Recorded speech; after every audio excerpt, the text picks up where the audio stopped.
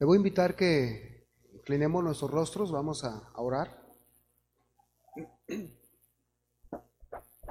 Señor, te damos gracias esta mañana por tu presencia, Señor. Te damos gracias porque tú eres bueno y porque para siempre es tu misericordia, Dios.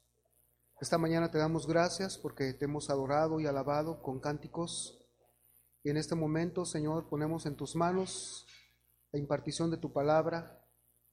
Señor, yo la pondré en la mente de mis hermanos, pero tú la llevarás hasta el corazón, Señor, de cada uno de ellos, como lo hiciste conmigo, Señor, y lo has hecho. Gracias por todas las bendiciones, Señor. Y pedimos que ese ministerio de tu Espíritu Santo, de la iluminación, de nuestro entendimiento, Señor, sea con nosotros y podamos ver, Señor, qué tan preciosa y valiosa, Señor, ha sido la obra que Jesús hizo por nosotros en la cruz. En tus manos, precisamente, Señor, en el nombre de Jesús. Amén. Amén. Vamos a hablar hoy, hermanos, esta mañana, acerca de Jesús, sus sufrimientos y las glorias que vienen o que han resultado de ese sacrificio. En primera de Pedro 1:10 y 1:11 dice así: los profetas que profetizaron de la gracia destinada a vosotros, inquirieron y diligentemente indagaron acerca de esta salvación. Los profetas, está hablando el apóstol Pedro, dice, escudriñando qué persona y qué tiempo indicaba el Espíritu de Cristo que estaba en ellos, el cual anunciaba de antemano los sufrimientos de Cristo y las glorias que vendrían tras ellos. El sacrificio de Jesús, hermanos, es valiosísimo.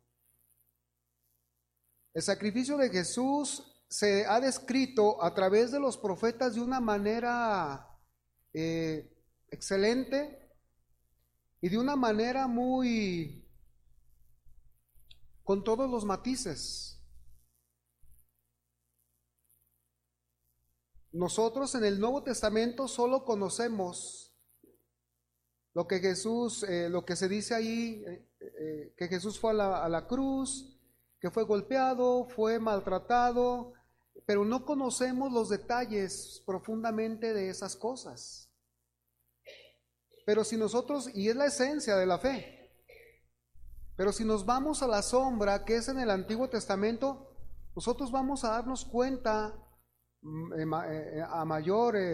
vamos a dimensionar, a mayor dimensión, cómo fueron los sacrificios del Señor, qué tan fuerte fue su sufrimiento. Ahora, ¿por qué tocar este tema? Porque en estos últimos tiempos estamos viviendo los postreros días y la iglesia, hermanos, en la iglesia ha habido una dejadez, ¿puedo usar esa palabra? Una dejadez acerca de quién es o qué es ser un cristiano.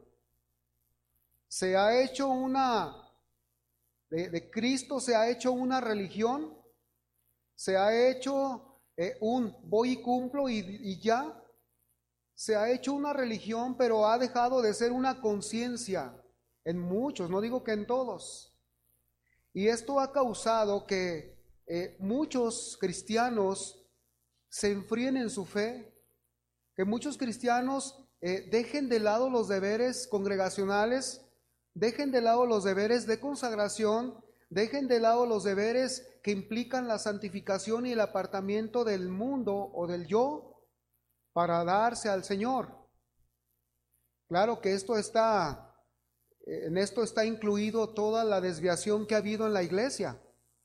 Ha habido desviaciones para hablar solo de monedas, ha habido desviaciones para hablar solo de líderes, ha habido desviaciones para hablar solo de muchas cosas, pero se ha salido del centro de toda la Biblia, que es Jesús.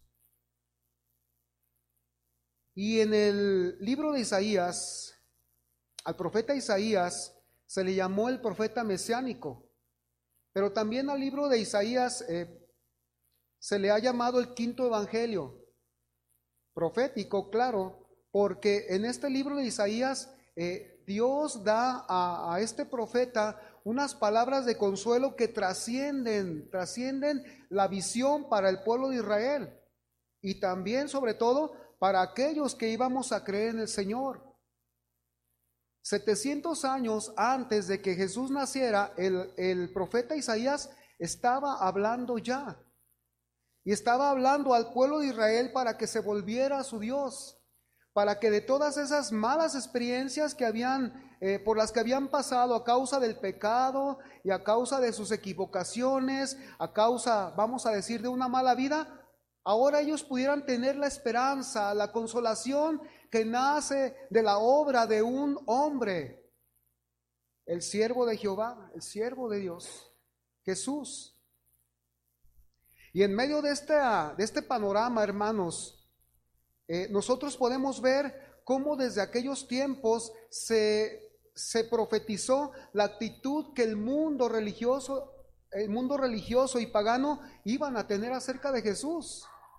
Por eso, ahora que Jesús ha venido y nosotros podemos voltear hacia atrás a los 2000 años, más o menos o más, nos damos cuenta que la gente actúa y no nos debe de asombrar. Actúa de esa manera, no nos debe de asombrar porque ya estaba profetizado 4000 años atrás, 3000.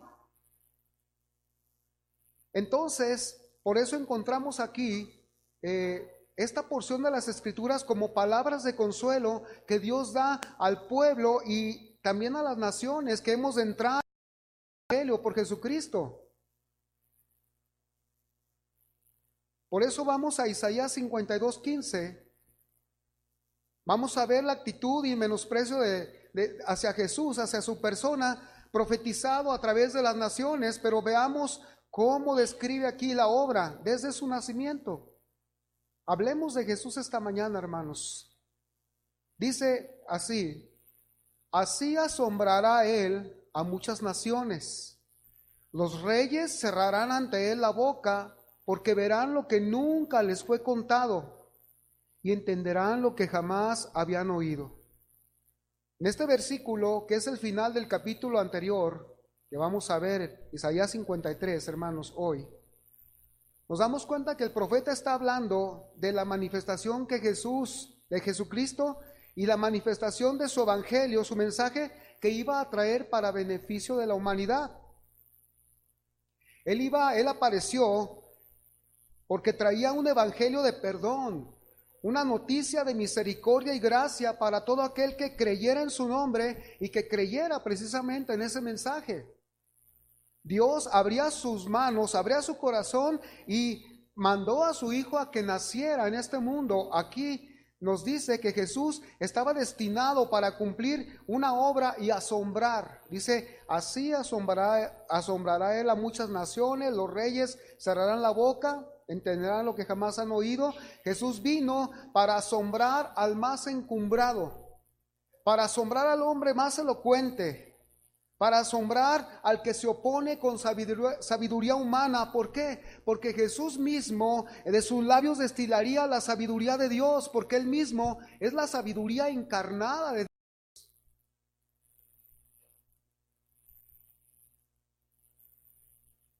Por eso aquí, en 1 Corintios 1:19 dice, pues está escrito, destruiré la sabiduría de los sabios y desecharé el entendimiento de los entendidos.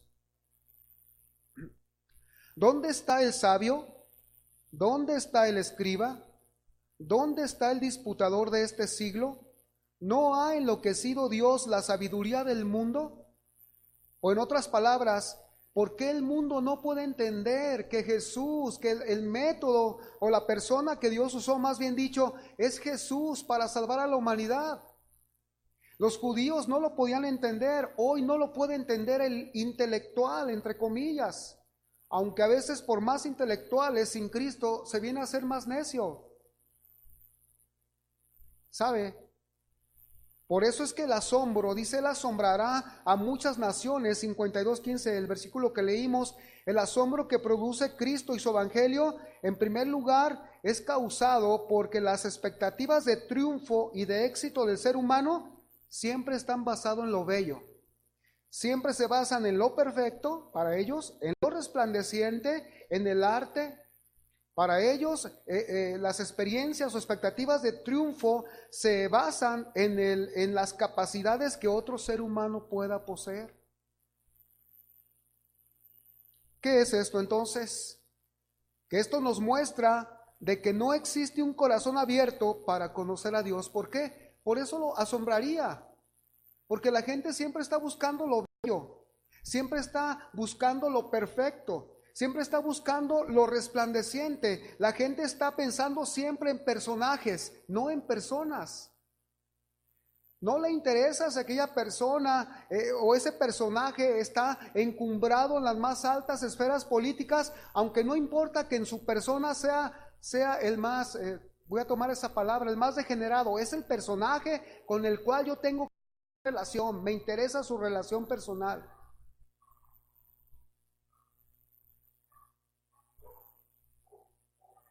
Sabemos que el hombre ha querido encontrar al Señor desde el principio de los tiempos, pero lo quiere encontrar a través de sus propias obras y pensamiento. Quiere razonarlo, quiere decir, se pone a razonar y a ver cómo fue que se formó el sol, busca un montón de leyes, y aunque palpablemente toda esa creación le dice que hay un diseñador detrás de eso, porque es imposible que el hombre pueda hacerlo, se niegan muchos, no digo que todos, los científicos se niegan a decir, existe Dios.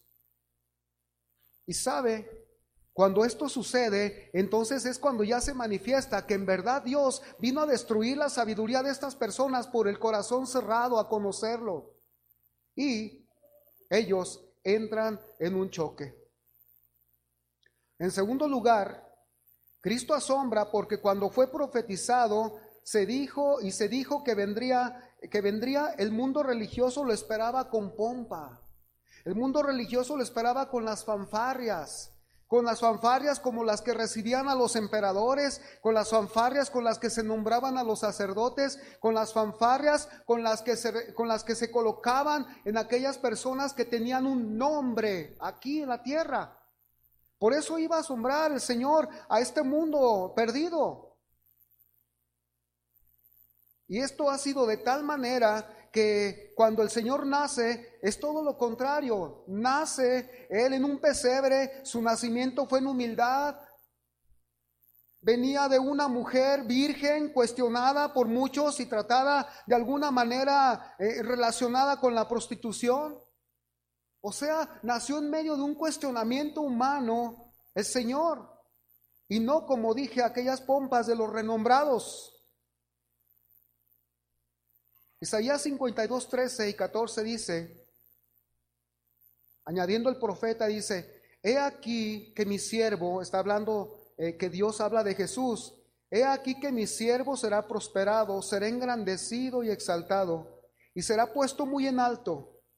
Como se asombraron de ti muchos, de tal manera fue desfigurado de los hombres su parecer y su hermosura más que la de los hijos de los hombres. ¿Cómo entonces, hermanos, el mundo religioso, el pagano y el moralista iban a creer esto? Si en esta escritura está hablando Dios y está diciendo, va a ser desfigurado su parecer. Está hablando de cómo el Señor fue azotado, de cómo el Señor Jesús fue lacerado. Está hablando de cómo el Señor no hubo parte de su cuerpo que no fuera enllagado.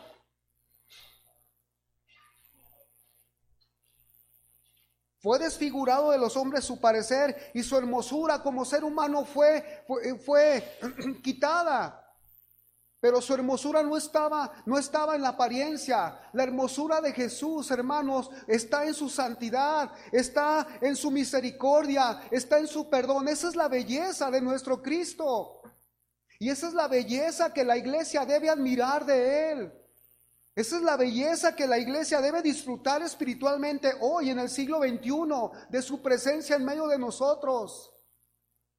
Pero, ¿sabe? La misma visión de aquellos hombres, humanamente hablando, siempre se centra en lo físico. Hagamos un lugar grande, que no es malo, pero cuando eso está aquí en prioridad, entonces ¿dónde queda Jesús? No, para que el pastor vea esto, para que yo, no, hermanos, amados. Como decía mi esposa, hermanos, todo esto es para la gloria del Señor, y el Señor es el que está haciendo todos estos movimientos, porque uno nada es. Pero cuando vemos a Jesús, cuando vemos su belleza, cuando vemos cómo tiende la mano, cuando vemos que te levanta, que me levanta en los momentos de aflicción, esa belleza interior es la que no pudo ver el mundo cuando el Señor vino. Pero Isaías ya lo estaba profetizando, sería desfigurado de los hombres su parecer en esa cruz, en la muerte, en los azotes, en todo el martirio que él iba a sufrir. Eso es el Cristo y el cristianismo. Si alguien puede decir cristianismo como una religión.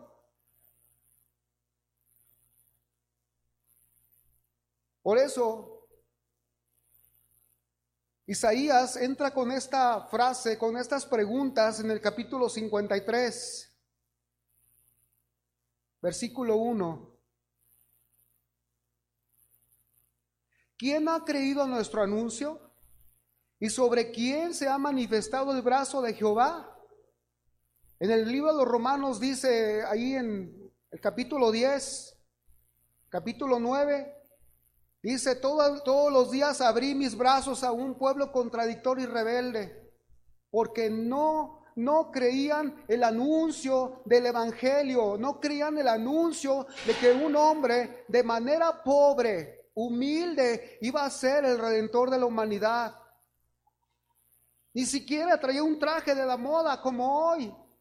Ni siquiera traía llenos los bolsillos de dinero, ni siquiera tenía una casa tan abundante como estas. Sino que le dijo a un discípulo, ven y ve, y fue, y vio dónde estaba, dice, el Hijo del Hombre no tiene dónde recostar su cabeza. Esto nos lleva, hermanos, a que nuestra visión no sea materialista, a que nuestra visión sea de servicio y de entrega. ¿Quién ha creído a nuestro anuncio? ¿Y sobre quién se ha manifestado el brazo de Jehová? En otras palabras, en otra versión más bien dice, ¿quién realmente creyó lo que oímos? ¿Quién vio en ello el gran poder del Señor? ¿Quién se dio cuenta en este pleno siglo XXI que el evangelio es poder de Dios para salvación? ¿Quién ya lo experimentó? En otras palabras, ¿quién vive del evangelio? ¿Quién lo pone por obra? En aquellos tiempos solamente se les dijo, ¿y quién vio en ello el gran poder del Señor? Hoy lo tenemos ya, hermanos. Y sabe, desde aquellos días ha habido un menosprecio del evangelio, comenzando por el judío y siguiendo al tiempo de los apóstoles. No muchos creyeron y muchos no han aceptado el mensaje que a través de aquel hombre crucificado se llevara a cabo la salvación del más grande poder que ha hundido a la humanidad, el poder del pecado. ¿Por qué? Porque muy pocos le han creído a Jesús de corazón y muchos solo profesan la fe en el evangelio, pero sin experimentar el poder transformador que viene de él. ¿Por qué? También porque no disciernen y por consiguiente no experimentan el poder transformador de esta palabra, porque sus corazones están cerrados. ¿Cuántos no dicen, no, sí, yo estoy en el evangelio? Oye, pero ¿hay alguna transformación? Porque el evangelio, si vives en el evangelio, vives en la transformación de Dios.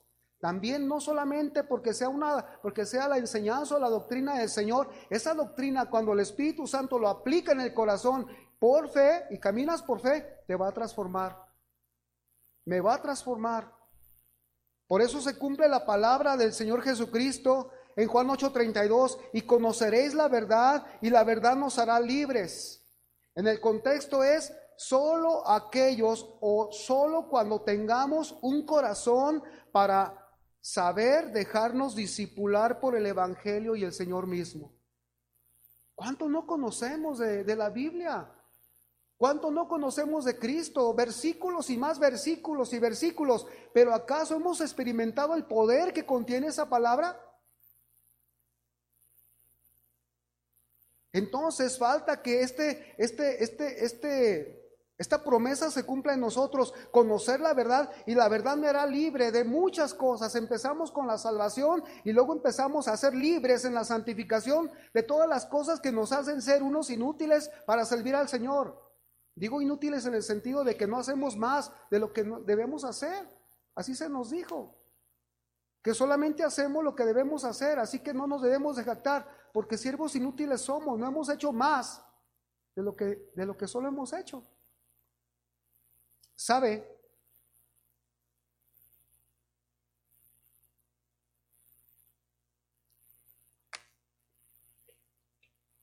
Encontramos que debemos dejarnos discipular por el Señor. Debemos dejarnos discipular por el Evangelio. Nuestro segundo punto es el menosprecio y el desprecio que hay de la persona del Señor. Isaías 53, 2. Dice: subirá cual renuevo delante de él, y como raíz de tierra seca, no hay parecer en él ni hermosura, Le veremos, mas sin atractivo para que le deseemos.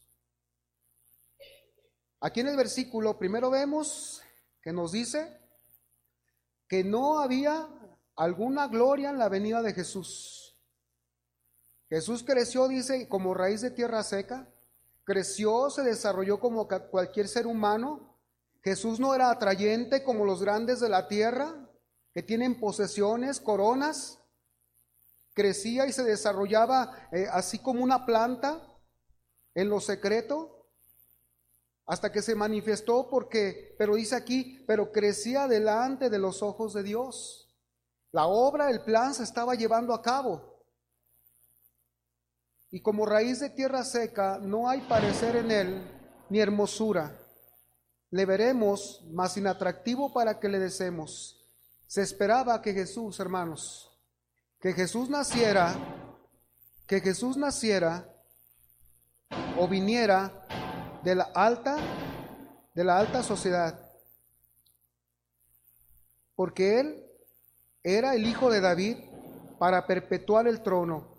Por eso es que se pensaba que él iba a venir de esa familia encumbrada.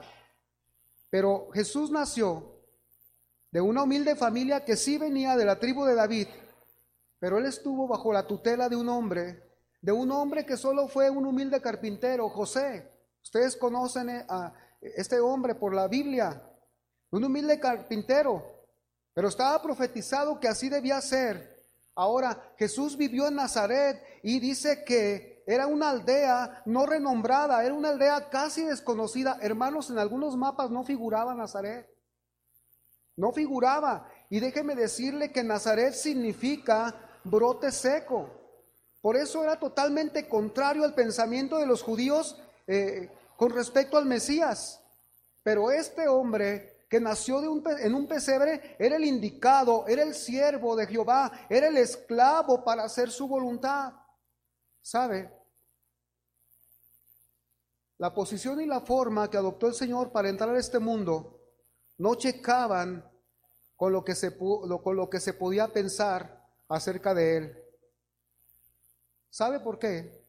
Dice aquí el versículo: no hay parecer en él ni hermosura. Porque desde aquel tiempo, hermanos, hasta hoy, siempre se ha buscado hermosura en Jesús. Usted puede caminar en los mercados, usted puede encontrar ahí retratos, entre comillas, que dicen retratos de Jesús. En el arte abunda el rostro de Jesús, y claro que ponen el rostro más bello. Y si pusieran si ponen un cuadro donde esta pintura, el hombre que está retratado ahí conforme al pintor es menos bello que la gente va a comprar al hombre más bello. ¿Por qué? Porque siempre, hermanos, porque nadie va a comprar una pintura de un hombre feo para representar algo que la mente humana tiene como bello o sublime, pero aquí dice, no hay parecer en él ni hermosura, le veremos más inatractivo para que le deseemos. Hay, entre comillas, cristos de ojos azules, hasta les ponen el color del país donde están muchas veces, como lo hicieron en nuestro país, con la religión. Cambiaron una diosa de blanca y la pusieron morena aquí con la diosa de los prehispánicos. Así es, hermanos. La gente siempre piensa y siempre busca lo bello, pero nunca se pone a ver que Jesús fue totalmente desfigurado, que Jesús no era aquel hombre portentoso. Alguien se imagina, no, yo creo que Jesús tenía una vocesota y se imagina un hombre musculoso, conforme la mente de hoy. Pero en realidad, ¿cómo era Jesús? Aquí nos dice que no tenía un parecer como para ser atractivo. Lo atractivo de él estaba dentro, estaba en las miradas de amor, estaba en los actos que él hacía.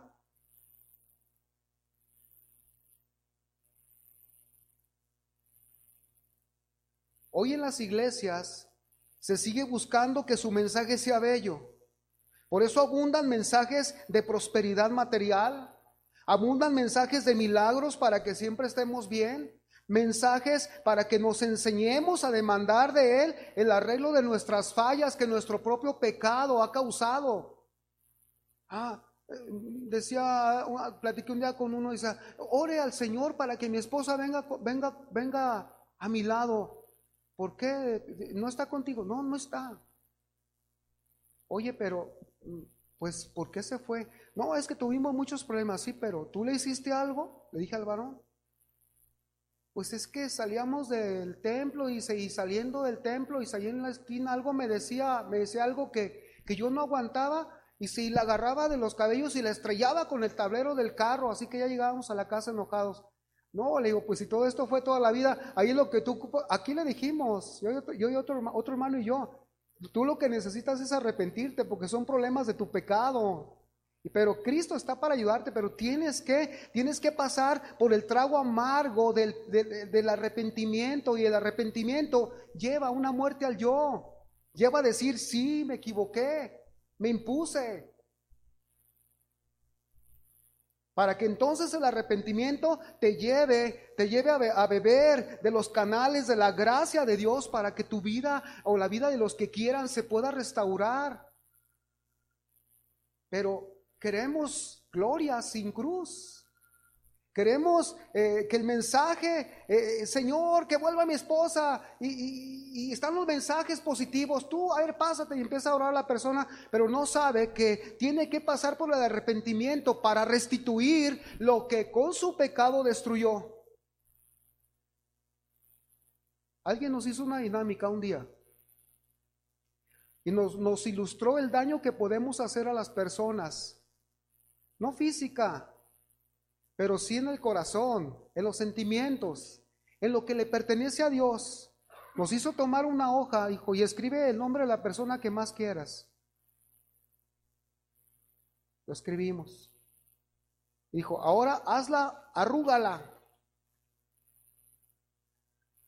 Muy buena ilustración, por cierto. O sea, ahora desdóblala. ¿Va a quedar igual? Así es lo que causamos en las personas. Todo arrugado el corazón por una mala actitud, por imponernos. Por eso es que hay mensajes de que no, véngase, usted pida por su esposa, y que vuelva usted. Oye, pero ¿ya viste por qué la señora no está con él?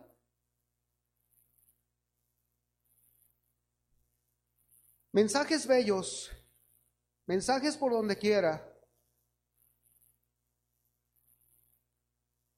Una manera de menosprecio de la persona del Señor es pensar que vino a darnos una buena vida terrenal y dejar de lado que lo fundamental fue para venir para darnos salvación. Venir para darnos salvación. Lucas 19:10. Porque el Hijo del Hombre vino a buscar y a salvar lo que se estaba perdiendo, no lo que estaba perdido. Y Romanos 5:6 y 5:8 dice así: porque Cristo, cuando éramos débiles, esta palabra débiles es incapaces de salvarnos, a su tiempo murió por los impíos. Y 5:8, mas Dios muestra su amor para con nosotros en que, siendo aún pecadores, en que estando aún en un estado de pecaminosidad, Él no esperó ni está buscando que seamos algo bueno. Hay gente que decimos, ven a Cristo. No, pues es que tengo muchas cosas que pues no estoy muy bien. Pues ven a Cristo. No vas a poder mejorar tu vida, no vas a poder seguir adelante, no vas a poder arrancarte los vicios si no vienes al Señor. No tienes el poder para hacerlo. No, que con fuerza de voluntad, 40 días, una cuaresma, después veremos cuánto. Porque no hay el poder es psicológico. La voluntad humana no es fortalecida porque no está el Espíritu de Dios allí. Ahora, a su tiempo murió por los impíos. Dios muestra su amor para con nosotros en que también estando en un estado de pecadores, Cristo murió por nosotros. Él sabe que no podíamos ser buenos para venir a Él. Él sabía que no podíamos tener la justicia que Él requiere, que Dios requiere de nosotros para estar delante de Él. Por eso Él viene y nos cubre con ese manto para decir, ven, ya te puedo llevar para que seas auxiliado. Pero es necesario no olvidar el punto fundamental de que Él vino para darnos salvación antes que darnos la comodidad. El apóstol Pablo decía, si por vida o por muerte, Cristo será glorificado, dando a entender la enseñanza que hemos tenido de que la muerte para el cristiano solamente es un paso a la eternidad, no a la pérdida, sino a las grandes mansiones del Señor, a seguir con el propósito, porque el plan todavía no termina. Estamos en la antesala, hermanos, de grandes eventos que se van a desatar. Y donde el triunfo del Mesías será manifiesto, palpable. Y es donde toda rodilla se doblará y dirán, Jesús es el Señor. Aleluya, hermano. Pasé un tiempo así como me sentí un poquillo mal un día, ¿no? Y de tal manera que le decía al Señor ese día, Señor, tú eres el que tienes en tu mano mi vida. Este corazón que palpita, tú lo tienes en tu mano. Si mañana no amanezco aquí, Señor, no sé en qué transcurso de la noche, pero voy a abrir los ojos y voy a ser parte de lo que sigue. Y bien decía mi esposa, y lo decimos con convicción, hermanos, aspiren a servir al Señor, aspiremos a hacerle, a seguir, para pasarle estafeta o tomarla. Si no alcanzo a dar la estafeta, pues tómenla ustedes, ¿verdad? Tomémosla porque uy, se fue tan de repente el hermano y no dijo que no, pues tómenla ustedes, ahí Dios les indicará. Ay, amado, ¿sabe? Me pongo muy feliz porque como veo mi miseria, de donde me sacó el Señor, yo creo que todos, hermanos. Y le agradezco a Dios. Cuando vi esta escritura, se la comenté a mi esposa, le dije, fíjate, no sé, que Dios me dé sabiduría para hablarles a mis hermanos del sentido de que el Señor está poniendo en mi corazón acerca de esta profecía. Me gozaba tanto. Ahora, seguimos. Lo segundo, el profeta en el 53:3 dice, despreciado y desechado entre los hombres. Ya estaba el profeta diciendo todo lo que iba a pasar con el Señor. Varón de dolores, experimentado en quebranto, y como que escondimos de él el rostro, fue menospreciado y no lo estimamos. En una versión dice, la gente lo despreció, el del 53:3. Isaías dice, la gente lo despreció y hasta sus amigos lo abandonaron. Era un hombre lleno de dolores y conocedor del sufrimiento, y como alguien a quien otros evitan, lo despreciamos y no pensamos que fuera alguien importante.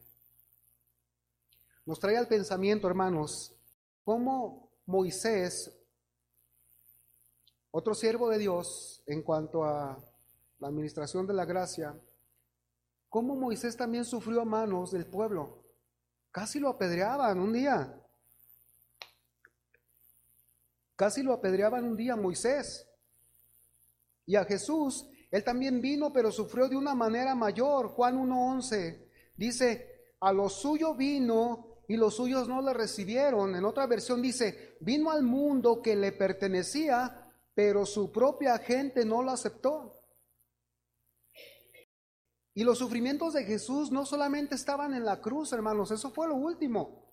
Pero los sufrimientos del alma santa del Señor, de sus sentimientos puros y santos, en base al amor que él sentía por el ser humano, especialmente por su pueblo, eran sufrimientos fuertes en su alma, al ver que su mismo pueblo, aquellos por los que venía en primer lugar, no podían ver que era el amor a ellos lo que lo estaba moviendo, hermanos, a ir a la cruz.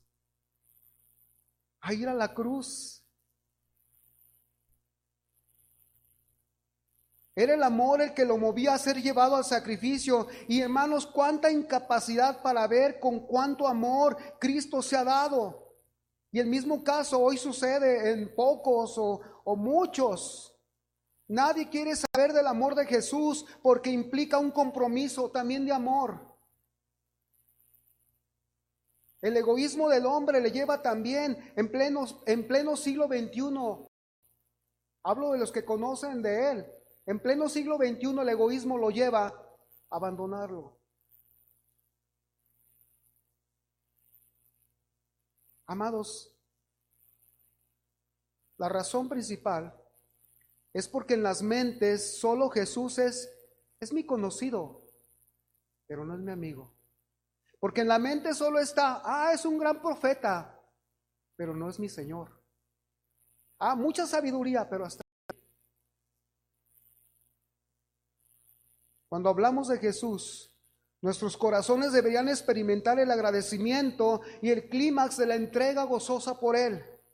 Romanos 12:1 nos dice, por eso mismo, hermanos, os ruego por las misericordias de Dios. ¿Cuáles misericordias? Las que llevó adelante en la cruz, las que si nos vamos más atrás vemos cómo ya estaba profetizado que Él caminara el camino de aflicción y experimentara los dolores, los quebrantos por el ser humano, por el pecado. Os ruego, hermanos, por la misericordia de Dios, que presenten, les ruego, es el ruego más que de un hombre, es el ruego del Espíritu Santo, para que las personas que conocen de Jesús se entreguen, dice aquí la palabra, en sacrificio, sus cuerpos en sacrificio vivo, santo, agradable a Dios, que es vuestro culto racional. El mejor sacrificio espiritual es la entrega de tu propia vida. Así, hermano.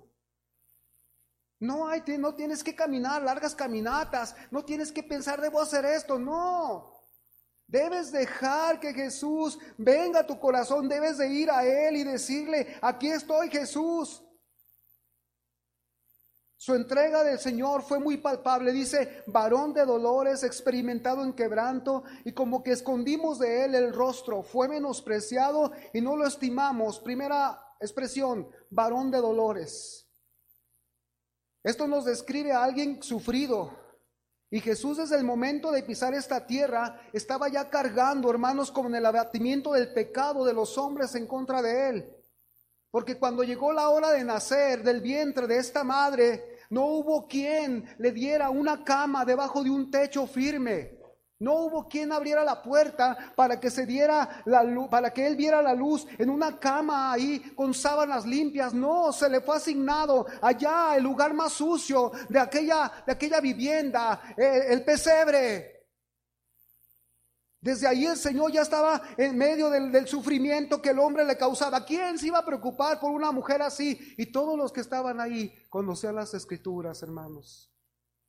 Conocían la profecía de que vendría un Redentor, un Salvador, alguien que sacaría de la inmundicia al hombre, alguien que lo levantaría y lo sentaría en los lugares celestiales, alguien que lo levantaría y le daría la grandeza cuando reconociera su miseria.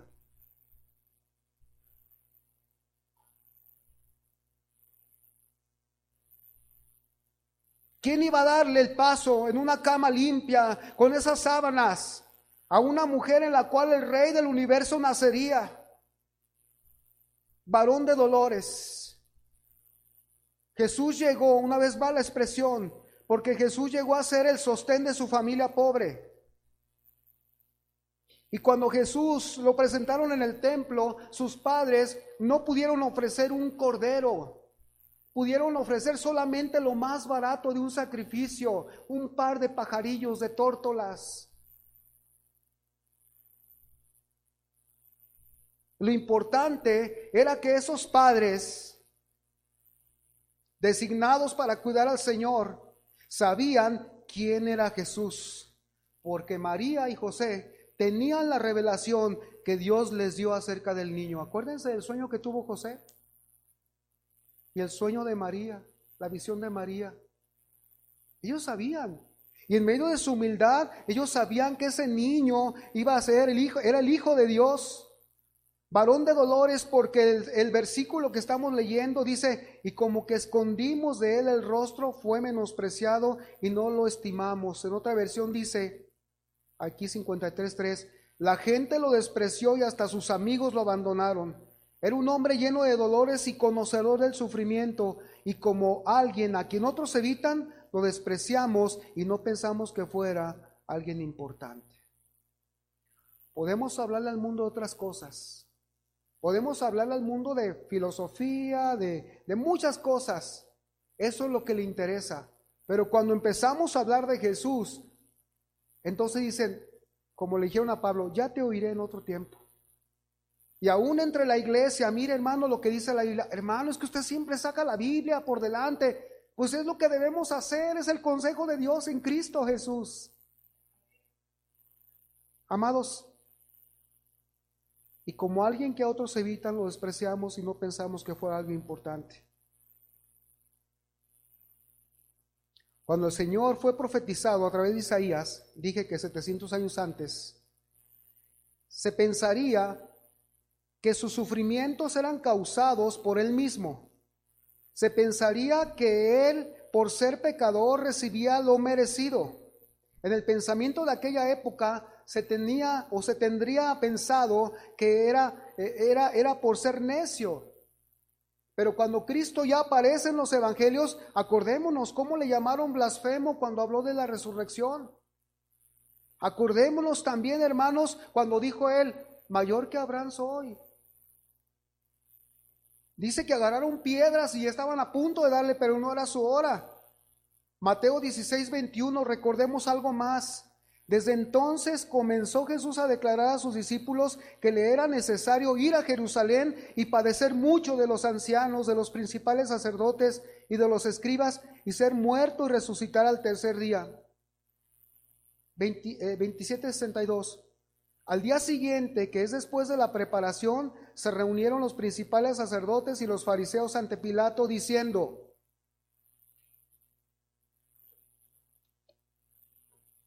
Señor, nos acordamos que aquel engañador, o sea, todavía allí en la tumba, el Señor sepultado, todavía seguían diciendo, nos acordamos que aquel engañador dijo, viviendo aún, después de 3 días resucitaré. ¿Acaso no era un hombre, un varón de dolores? Aún en su tumba no dejaron de criticarle, las mentes cerradas. Veamos los sufrimientos del Señor. Jesús se hizo todo lo contrario como piensa la gente o como pensaron aquellos. Él llevó en sus sufrimientos todo lo que nos pertenecía a ti y a mí por ser pecadores. 53:4. Ciertamente llevó él nuestras enfermedades. Y esto quiere decir miserias.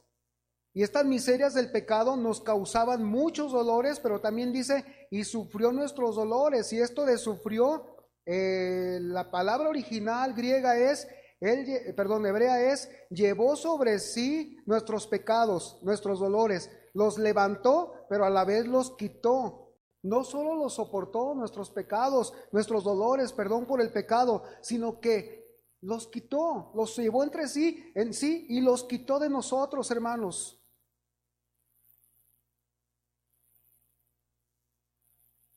Dice la palabra, y los echó lejos de nosotros, y nosotros le tuvimos por azotado, por herido de Dios y abatido. Y no dudo que seguramente que haya alguien en medio de su ateísmo, entre comillas, que diga que como cualquier hombre, pues recibió la retribución personal. No lo dudo, no lo dudo.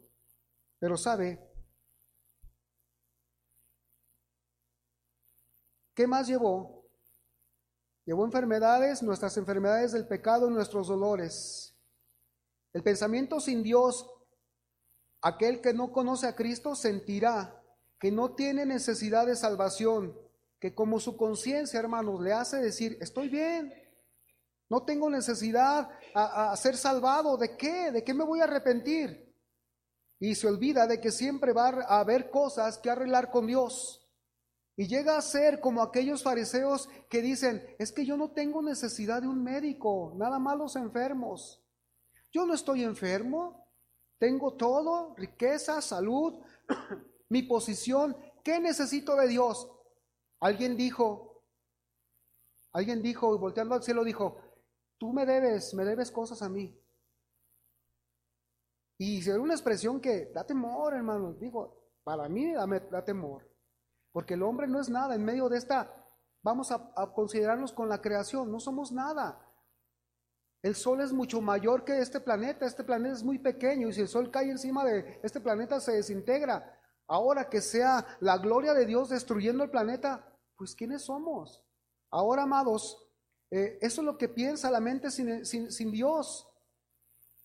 Y no se dan cuenta de que necesitan necesitan al doctor espiritual para que sus almas sean sanadas, y no se dan cuenta aún más que la herida del pecado avanza y avanza y los va sumiendo en el pozo de su misma maldad. Mire, cuando el Señor estaba colgado en la cruz, Él estaba en sus últimos momentos, ahí en Lucas 23:34.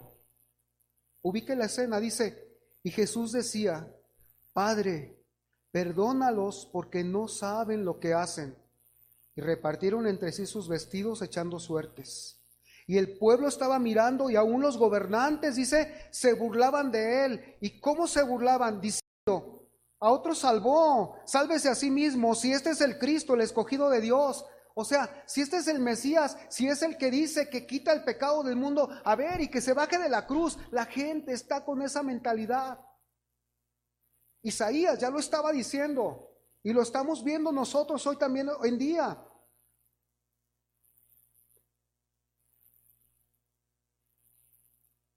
Sálvese a sí mismo, a otro salvó, sálvese a sí mismo. Si este es el Cristo, el escogido de Dios. O sea, todavía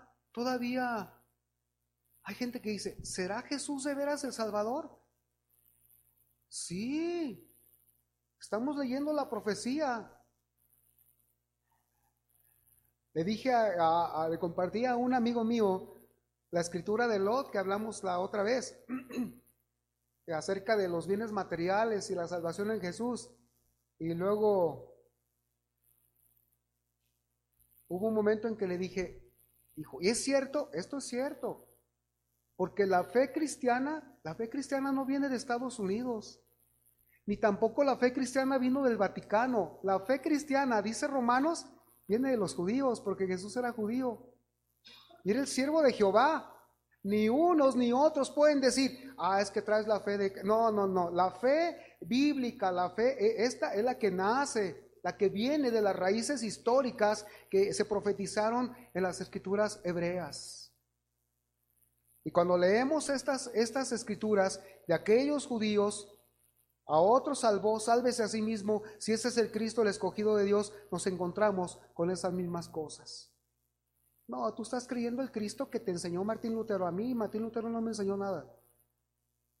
No, o sea, tú te le enseñó fulano tal. No, mira, lo que enseña es la Biblia y las profecías. Seguimos. Romanos 2:3 y 2:4 al 5 también. Por eso es esta advertencia. Y piensas esto, oh hombre, tú que juzgas a los que tal hacen y haces lo mismo, que tú escaparás del juicio de Dios, o menosprecias las riquezas de su benignidad, paciencia y longanimidad, ignorando que su benignidad te guía al arrepentimiento, pero por tu dureza y por tu corazón no arrepentido, atesoras para ti mismo ira para el día de la ira y de la revelación del justo juicio de Dios. ¿En base a qué? En base a que no se ha creído en aquel que Isaías profetizó, varón de dolores, experimentado en quebrantos. Y todavía hay eso, pero un juicio hay acerca de esto. Ahora, 53:5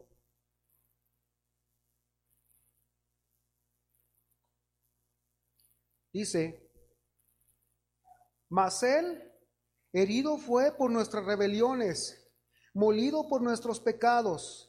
El castigo de nuestra paz fue sobre él, y por su llaga fuimos nosotros curados. ¿Qué más llevó el Señor que nos pertenecía? Él fue herido por nuestras rebeliones. A nosotros nos tocaría haber estado en esos latigazos. Y ni aún así, hermanos, hubiésemos podido o hubiéramos podido realizar nuestra redención, porque nuestros cuerpos tienen la semilla del pecado, pero el cuerpo del Señor no. Herido por nuestras rebeliones. Esta es una figura que le recordaba a los judíos cómo mataban a los corderos para el sacrificio, o ahí en el sacrificio. Pero era diferente pensar que un hombre, que ahora el próximo sacrificio ya no iba a ser un animalito, sino un hombre, el siervo sufriente de Jehová, Cristo Jesús. Y aquel animalito, cuando lo llevaban ahí a la puerta del tabernáculo en aquel tiempo y posteriormente en el templo, se degollaba ese animalito y se dejaba desangrar toda la sangre y se santificaba al pueblo. Así, de esta misma manera, Isaías anuncia que el Cordero de Dios iba a morir clavado en una cruz, iba a derramar hasta la última gota de sangre, porque ese es el Cordero de Dios que quita para siempre el pecado y abre el acceso a Dios a todo aquel que quiera ser limpiado de toda rebelión contra Dios. La sangre de Cristo, no las cosas externas, no las cosas físicas, no lo que yo pienso. Es creer en el que se profetizaba, y es creer en el que ahora vino y ahora ha muerto, resucitado y está a la diestra del Padre y volverá por segunda vez. No como un salvador, sino como un juez. Por eso dice aquí que Él fue herido por nuestras rebeliones. La palabra rebelión es infracción, iniquidad, maldad, por todas las ofensas, por toda nuestra rebeldía, por todas nuestras traiciones hacia el Señor. Una cosa más, Él fue molido por nuestros pecados. Y la palabra molido es desmenuzar, fue aplastado, fue humillado, fue quebrantado. En otra versión dice, fue magullado por las maldades que nosotros hicimos.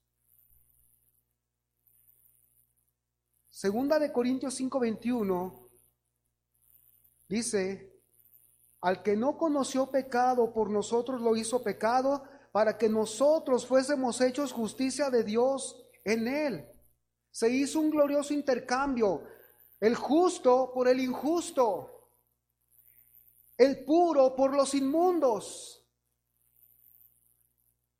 La cruz, la corona, para darnos a nosotros una corona de gloria, para que en aquel tiempo nosotros no pasásemos por allí y sin embargo estuviéramos coronados con las coronas de la fidelidad hacia Dios. Cuando Él fue coronado con una corona de espinas que le corrió la sangre por toda su cara, y clavado los pies con clavos y las manos con unos clavos que no sabemos no puedo entender el sacrificio del Señor. Solo me resta y solo nos resta, hermanos, humillarnos ante el que dio la vida por nosotros, humillarnos ante el que llevó nuestras iniquidades, al que llevó nuestros dolores, nuestras enfermedades, al que fue molido por nosotros. ¿Sabe? El Señor fue azotado sin la más mínima misericordia que la ley judía daba. En la ley judía eran 40 azotes menos uno, pero allá lo hicieron conforme a la barbaridad de los romanos. azotes hasta arrancar con ese látigo los pedazos de carne del Señor, de su santo cuerpo. Azotes para arrancar y vérsele la carne, caérsele y ver hasta los huesos. Es indescriptible humanamente, hermanos. El sacrificio del Señor nos hace ver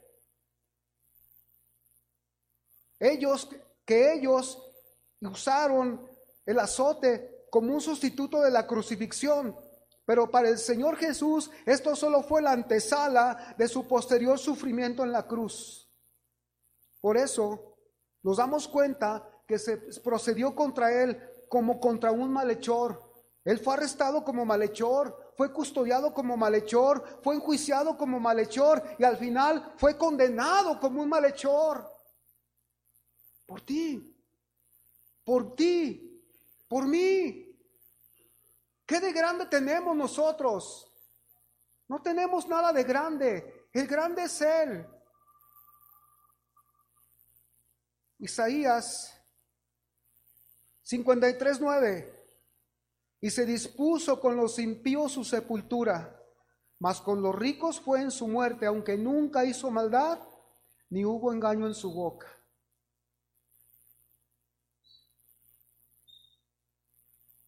En otra versión dice, lo enterraron al lado de criminales y en una tumba de ricos, aunque él nunca fue violento ni engañó a nadie.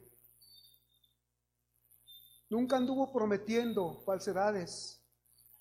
Nunca anduvo prometiendo cosas fantasiosas.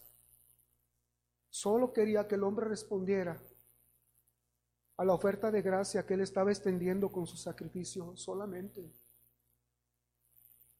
Él tomó el castigo que me haría estar en paz con Dios. Dice, el castigo de nuestra paz fue sobre él. Si de alguna manera hubiéramos podido conseguirlo, si acaso, pero estando muertos en nuestros delitos y pecados, nos era imposible presentar una ofrenda justa que recibiera nuestro Dios. Como dice, el castigo de nuestra paz fue sobre él. El castigo que él recibió, en otra versión dice, hizo posible nuestro bienestar. Cerramos con un versículo, amados. Justificados pues por la fe, tenemos paz para con Dios por medio de nuestro Señor Jesucristo. Se acabó la guerra. Vamos al cielo. Pero mientras vayamos, hermanos, sabemos qué debemos hacer. Vivir por Él. Amarlo a Él, hermanos.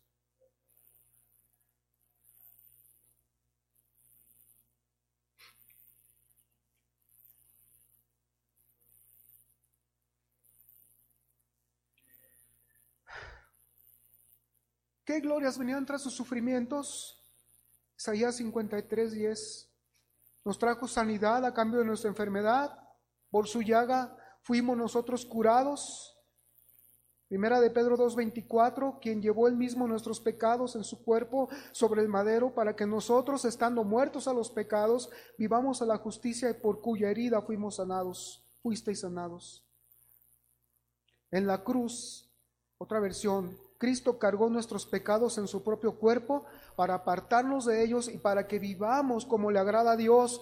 Por las heridas que Él sufrió, dice, ustedes fueron sanados. Vuelvo al punto, las glorias tras su sufrimiento, Isaías 53:10.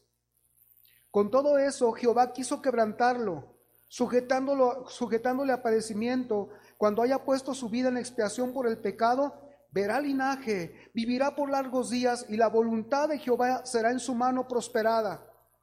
En otra versión, pero el Señor se agradó de su humilde siervo, quien tanto sufrió. Después de ser ofrecido como sacrificio por el pecado, él verá a sus descendientes, alargará su existencia, y la voluntad del Señor prosperará a través de él. Su vida en ofrenda por el pecado fue aceptada por Dios. Su resurrección beneficia a todos los que hemos creído en Él. Romanos 4:25, el cual fue entregado por nuestras transgresiones y resucitado para nuestra justificación. Él consiguió un nuevo nacimiento para nosotros por su obra. Juan 1:12, mas a todos los que le recibieron, a los que creen en su nombre, les dio potestad de ser hechos hijos de Dios. Tercero, no volverá Él a morir por los pecados, y es y será para siempre el intercesor a favor de su pueblo, los creyentes en Él. Hebreos 7, 24, 25. Mas por cuanto permanece para siempre, tiene un sacerdocio inmutable, por lo cual puede también salvar perpetuamente a los que por Él se acercan a Dios, viviendo siempre para interceder por ellos. Póngase de pie, amado.